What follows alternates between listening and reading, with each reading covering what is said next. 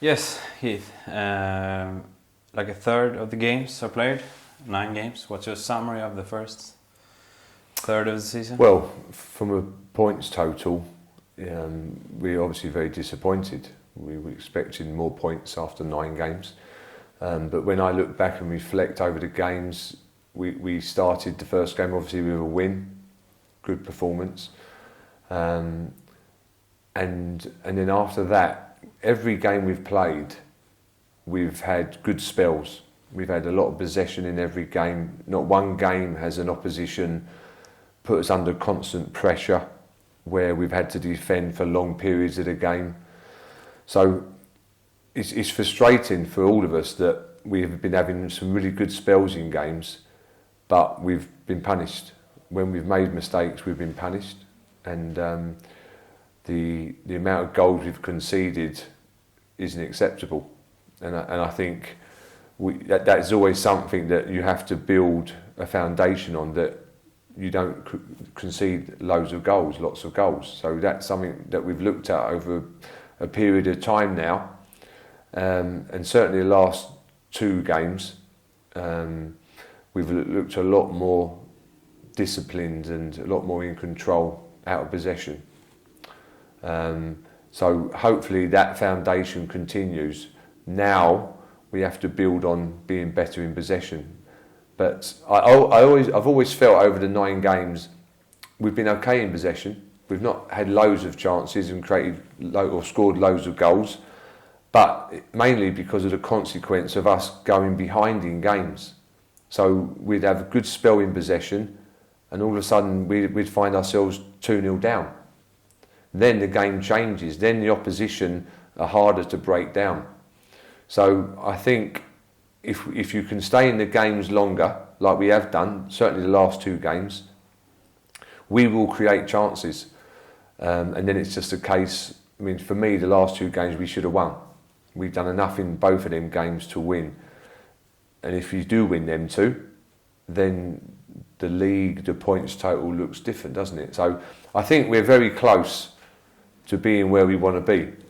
But we have to now go and prove that on Monday. So always lessons learnt, and the lessons learnt recently was that we were conceding too many goals. It's people can see that, can't they? We have had quite a lot of injuries in our back 4. We had to change centre halves in the middle of some games. Yeah. Even. How much has that affected your performance, you think?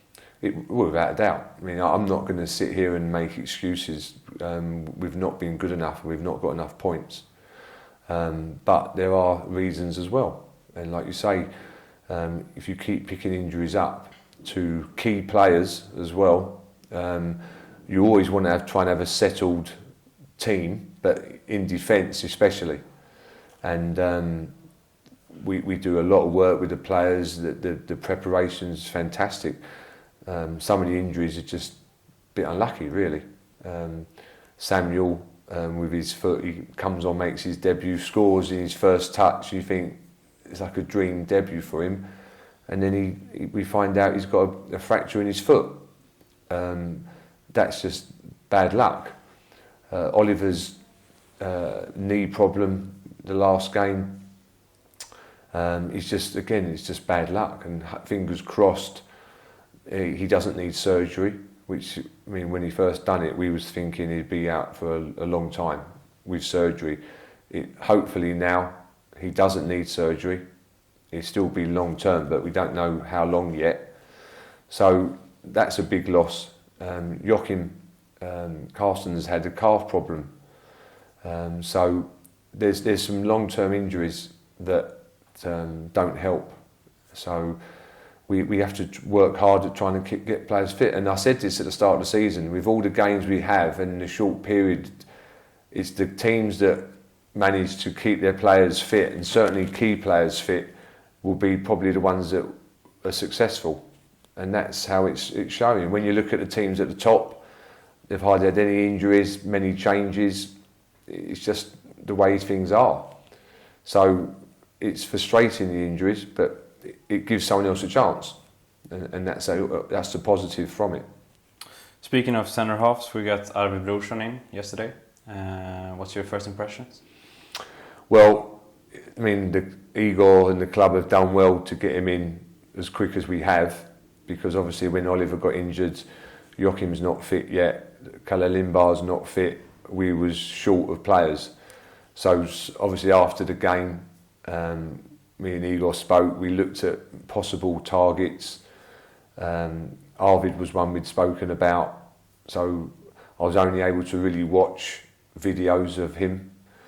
But what I liked straight away was that he's played at Örebro not just 1 or 2 games, he's had 11, 14 games. So that tells you that he's a good player and what they think of him. It's not like he's gone in and been a sub once or twice. So I like that.